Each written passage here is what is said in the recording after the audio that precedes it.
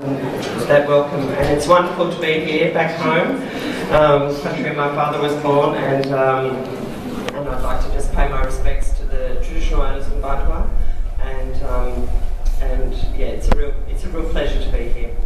I'd like to acknowledge the Araluen, Tim, Stephen, and all the team that have made this exhibition possible. Of course, the Desert Board, Philip Watkins, Maureen, and all the gang, and of course the Art Centre artists and their advisors. Yes, so as I said, it's wonderful to be here to celebrate the coming of age of Desert and the opening of Desert Mob 2014 at Araluen. Desert Mob, as Tim said, has been going from strength to strength since 1991 and has been a central player in the blossoming of Australia's and indeed the world's appreciation of desert artists and their art. And the change in the way audiences have come to understand the art of this region, I think, is revealed in the change of the name from what used to be the Central Australian Aboriginal Art and Craft Exhibition to now Desert Mob. And the name we now know also signals the changing nature of the art industry, from one that relied almost entirely on government subsidy to a bona fide international contemporary art movement that still retains its grassroots focus and community-determined agenda. One that starts with the principle of the art of our mob for our mob. And Des Art has been a key protagonist in this story, an Aboriginal voice, if you like, in the wilderness of commercial art. Of course, the modern history of Aboriginal art from the desert starts well before the 1990s, and many trace its origins, and indeed that of contemporary art, Indigenous art generally, to the founding of Papunya artists in the early 1970s. But as we all know, art has always been the voice of our people, written on the land, on our bodies, and in our hearts. It really is something we live and breathe. And this exhibition that you'll all see tonight, and you're all queuing up desperately to get into, so I'll be quick, provides conclusive evidence of that. Furthermore, it shows that art centres like Papunya and older members of the art centre family, such as Ernabella and Tario of Hermannsburg School, have continued to follow the mantra of our art, our business, so clearly articulated by a relatively recent arrival in Jala Arts. And we know that when they say business, they mean it, in the white fella and black fella sense of the word. There are many around the world, from the Venice Biennale to Documenta, from Paris to New York. It is something for you all to be very proud of, and for all Australians to acknowledge and treasure. But I sometimes wonder how much they in fact do, outside of the circle of passionate admirers that I count myself and I think everyone in this room as part of. There's a common misperception that to see Aboriginal art you have to come to the centre or the top end.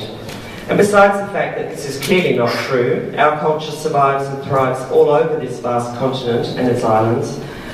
Would someone coming to Alice Springs, where this wonderful exhibition is not on, would they feel they are in the heartland, at the epicentre of one of the world's great art movements? Without insider knowledge, and aside from a couple of key galleries on the main drag, you'd be checking your itinerary to make sure you've arrived in the right place.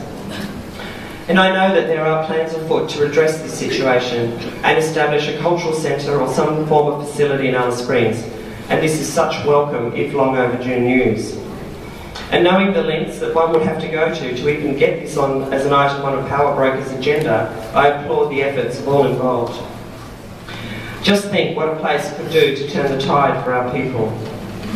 To become a repository for all we hold dear, the songs, the stories, a place for our cultural riches to be sheltered and nurtured, and to show that this is a living culture, not the relic of a bygone age, some irrelevant antiquity. The past lives in us, and our art today, in all its wonderful diversity and innovation, which you'll see inside and you'll hear more about tomorrow, is not a break with the past or tradition. It springs from it. The punu, the spears, the coolamons are as much as part of contemporary life and culture as painting on canvas. And photography is as much a part of our heritage as the songlines of old. This link remains unbroken. I sometimes think that Aboriginal people of the desert lands must be the most well-known, yet possibly least understood people in our country. And certainly there seems to be a lot of poking and prodding, but not much listening going on. So I hope the funding And I know that the funding and political goalposts change with such a bewildering regularity that it's enough to make your head spin. So I hope that the incumbent powers that be, the decision makers that hold the purse strings, can learn from the best practice model that the art centres so clearly demonstrate. Our mob know what's best for our mob. Our culture is the oldest continuous cultural tradition on the planet, so I think we know what we're doing. And it's not rocket science.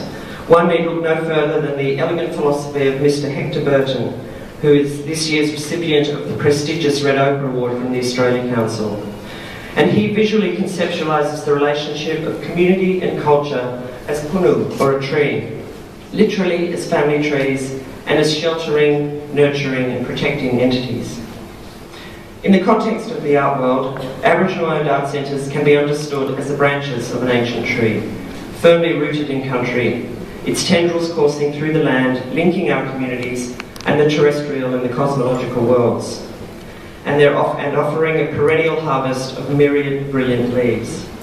And I close with thanks to the artists who have again offered up this bounty for all of us to enjoy, and I hope this is something we can enjoy 365 days a year in the future.